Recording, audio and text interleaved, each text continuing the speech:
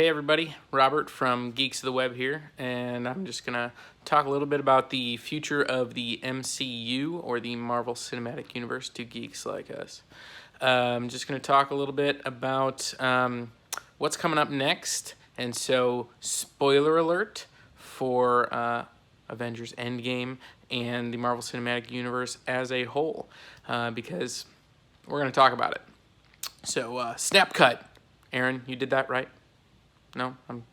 Okay. So here we go. Talking a little bit about Avengers Endgame being re-released in cinemas in advance of SpiderMan Far From Home. Pretty interesting. That they're talking about re-releasing it. A lot of speculation out there that this is about making a little bit more money, passing Avatar in the all-time box office. Is that fair? Is it the same movie when they're adding 6 minutes of footage, including an end credit scene? I don't really care. I'm hoping to see the movie in theaters again. It's only going to be, I think, in theaters for one weekend, so I got to make sure I can plan that out. 3 hours and 8 minutes now. They've added in, like I said, 6 minutes. So a little speculation about what could be in those 6 minutes.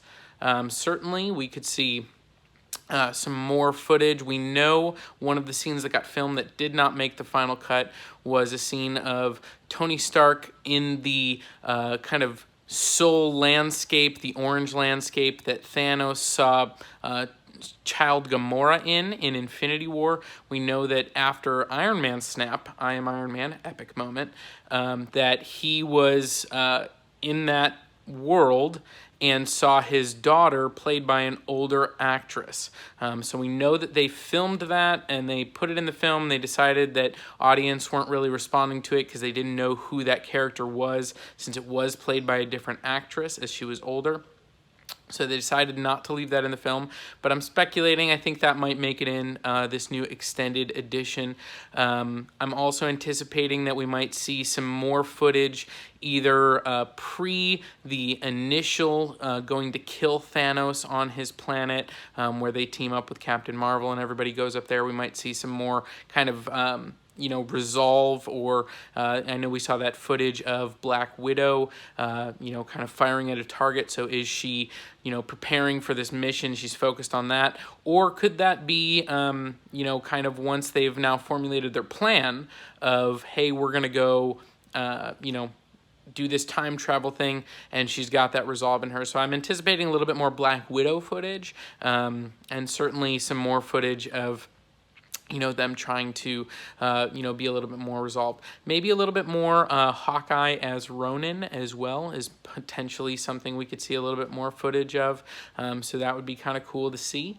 Overall, 6 minutes is not a ton, but it's enough to get 5-6 minutes minute scenes or so, and obviously we do have a post-credit scene now that they're adding in. I'm assuming that's going to tie directly into Spider-Man Far From Home, so might be a little something with Jake Gyllenhaal, might be something with Nick Fury, who didn't really have any time in Endgame. The only moment he showed up at all is at Tony's funeral, so again, be interesting to see what they throw in there from that perspective. So I'm excited for Endgame, being thrown out there. We're going to have a little bit more footage, like I said, another film.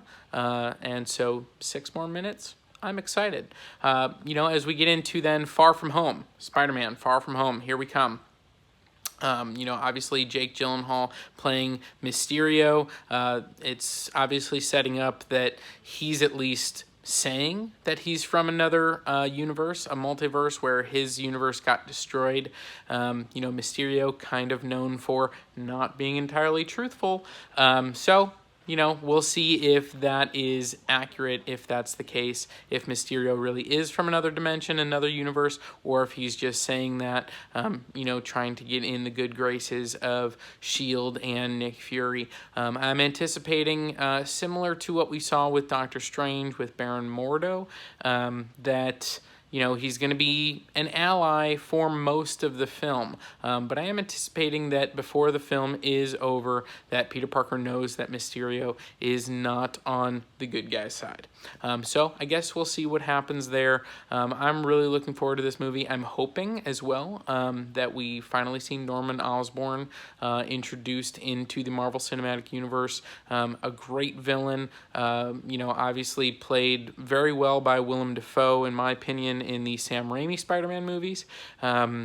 Chris Cooper didn't have much to do in the movies with Andrew Garfield as Spider-Man. That was kind of a waste of the Norman Osborn character, but I really liked what they did with Willem Dafoe in the first movie, obviously, where he is Green Goblin. But, the second movie is pretty great, too. He's shown up in dream sequences, kind of egging on his son Harry to seek out Spider-Man. So overall, it's a character that has been played well before on the cinematic screen, but I'm looking forward to seeing it in the Marvel Cinematic Universe, seeing more of the MCU. Obviously, when we talk about the future of the MCU, Fox having been recently acquired by Marvel Studios now, that means they get to play with the X-Men, potentially Fantastic Four. What does that mean? How soon is that going to come? It seems like X-Men is going to be put on the back burner for a little while. I'm anticipating they might bring in, a few mutants here and there, but not the big ones, not Professor X or Magneto or Cyclops. I'm really thinking that they're going to leave that group and let it sit for a while based on what Fox did. But, they could, incorporate Deadpool into the Marvel Cinematic Universe. That would be really interesting.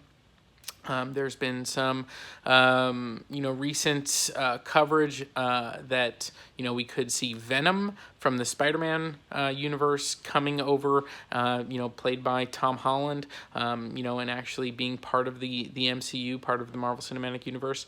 I don't know if I really expect that to happen. But certainly I think that there's some exciting things ahead. The X-Men joining the Marvel Cinematic Universe, obviously, it's a positive and a negative, if you ask me. Number one, yes, I love the X-Men, and I would love to see them done well on a consistent basis. I don't think that's been done. I think there's been some really good X-Men movies, but there's also been some ones that were kind of stinkers. And so I'm looking forward to Kevin Feige having an opportunity to really impact that group. However, some of the big things that I'm most excited for with X-Men are things like X-Men versus Avengers or things like that. And now that we're at the point where we are in the MCU, where, Cap is old and retired, Iron Man is gone, Thor is kind of off with the Guardians of the Galaxy, Hulk is now Professor Hulk. I don't know that storyline is really going to play out the same way. And so, I don't know. It's kind of like we would have the A-list of the X-Men versus the B-list of the Avengers, and I'm not sure that I really want to see that. So, in that sense, it's kind of bittersweet that we're just now getting the X-Men rather than having access to them earlier. And it's also something where, the X-Men being part of the MCU now means fewer superhero movies, just in general. Marvel Studios is not going to be putting out a movie every month, every 2 months. And so like this year where we've got, that Dark Phoenix just came out after, we saw Captain Marvel, we saw Endgame, we've got Spider-Man Far From Home coming up. Is that now we're going to get fewer superhero movies because there's just not enough room for them. So that's something really interesting. Again, I like having the X-Men in the MCU playbook, but now it's going to be kind of hard to have more films, and we also know that Fox took some swings. I mean, Deadpool was a big swing, and obviously it paid off. They did Logan rated R, which is something that, Disney has said now they will continue with R-rated movies, especially I think they were specifically talking about Deadpool and maybe X-Force. But is that something they would have done if Fox hadn't already proven that you could have success with it? So I just don't know that Marvel is really going to be the risk-taking studio that we want them to be. and really kind of go there with some of these. So anyways, that's kind of what I'm looking forward to in the future of the cinematic universe. Obviously, Marvel has announced that they are coming to San Diego Comic-Con, that they're going to have a major panel. There are a lot of people expecting them to kind of announce their Phase 4 slate. We already know some movies that are coming out. There's going to be a Black Widow movie. Almost all the speculation is that that's going to be a prequel, so I guess we'll see if that's the case. Certainly, we know that Shang-Chi, Master of Kung Fu, is expected to be coming. The Eternals, they've announced casting for.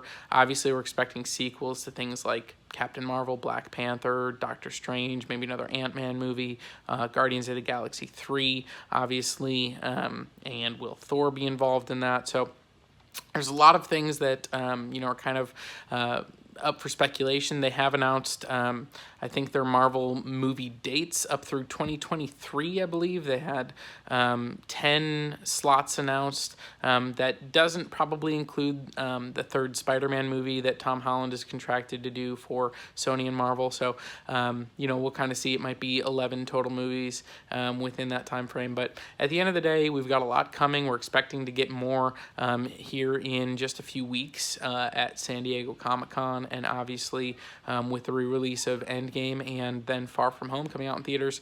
A lot of stuff happening in the MCU. What do you think? What are your thoughts? I didn't really get to it, but Keanu Reeves has been talked about as coming into the MCU. That would be awesome. I would love to, see him in the Marvel Cinematic Universe. What character do you think he should play? I've heard Taskmaster thrown out there, one of the Eternals, Norman Osborn even. So, what are you thinking? What would be the character that you would want Keanu Reeves to tackle? So like this video, comment down below what you want to talk about with the MCU, what you think might be coming next, and what you think might be coming in the Endgame footage. What more we might get that maybe I didn't talk about. So like I said, like, comment, subscribe. This has been Robert for Geeks of the Web, and I'll talk to you later. Peace.